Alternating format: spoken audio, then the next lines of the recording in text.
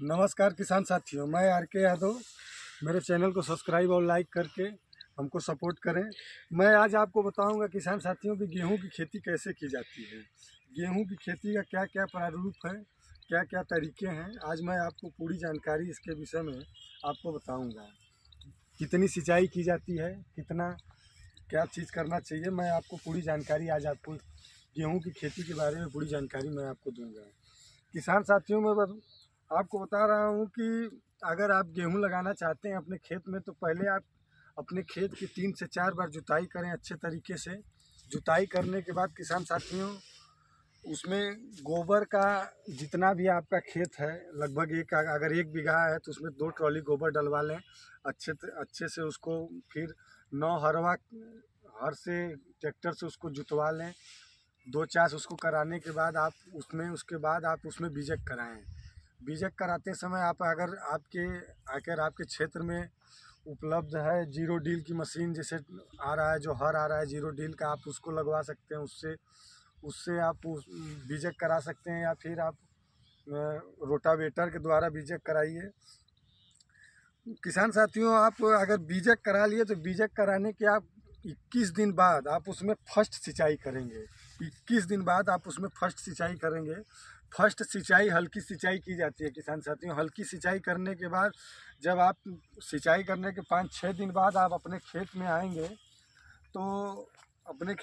तो आप देखेंगे कि उसमें बथुआ, बहुत तरीके की घास हो जाती है, चौड़ी पत्ती बथुआ, ये सब देखिए मैं आपको दिखा रहा हूँ जो कि ये घास हो जाती हैं।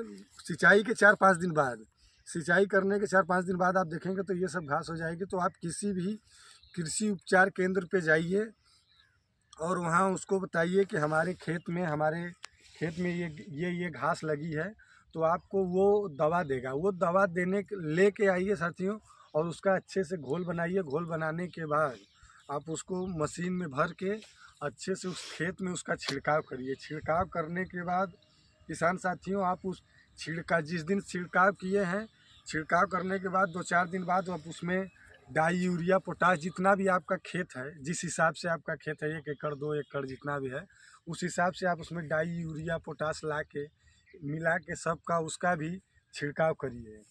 छिड़काव करने के बाद किसान साथियों, आप उसमें बीज, फिर जिस दिन से आप खाद का छिड़काव किए हैं, यूरिया, डाई, पोटाश का, उसके 20 दिन बाद आप उसमें दूसरी सिंचाई करिए। दूसरी सिंचाई करेंगे जब बस किसान साथियों, तो आप उसमें 10 दिन बाद देखेंगे तो वो गेहूँ काफ़ी ग्रोथ करके काफ़ी बड़ा हो गया रहेगा, और उसमें दूध से फल लगने के पोजीशन पे वो आ जाएगा। उसके बाद किसान साथियों, आप उसमें डाई का प्रयोग करिए। डाई ला के डालिए। डाई चाहिए जिंक कि आपका गेहूं अच्छे तरीके से, उसको एनर्जी के लिए जो भी आपको आपके किसान उपकारी केंद्र पे जो भी मिलता है, उसको जैसे पोषण बढ़ाने के लिए, उसका ताकत बढ़ाने के लिए जो भी आपको दवा मिले, आप उसका प्रयोग करिए। उसको करने के बाद किसान साथियों, आपका गेहूँ, फिर आप तीसरी सिंचाई किसान साथियों आप करेंगे उसकी 60 दिन पे। 60 दिन पे जब आप उसकी सिंचाई करेंगे, तब तक आपका गेहूँ फल ले चुका रहेगा और हरा होकर काफ़ी बड़ा रहेगा। उसके बाद किसान साथियों, जब वो बड़ा होगा, तो जैसे आप तीसरी सिंचाई करने से पहले आप देखेंगे कि हल्का हल्का गेहूं में पीलापन आ रहा है, तो उसी समय आप सिंचाई कर दीजिए, क्योंकि आपका जो गेहूं का दाना है वो मोटा और तगड़ा होगा और उसमें वजन रहेगा। तो किसान साथियों, तो वजन रहेगा। उसके बाद आप उसको लगभग 20 से 25 दिन, अप्रैल या मई और मार्च के लास्ट या अप्रैल के शुरुआत से ही गेहूं कटना स्टार्ट हो जाता है। उसके बाद आप उसको कटवाइए, बुनाए।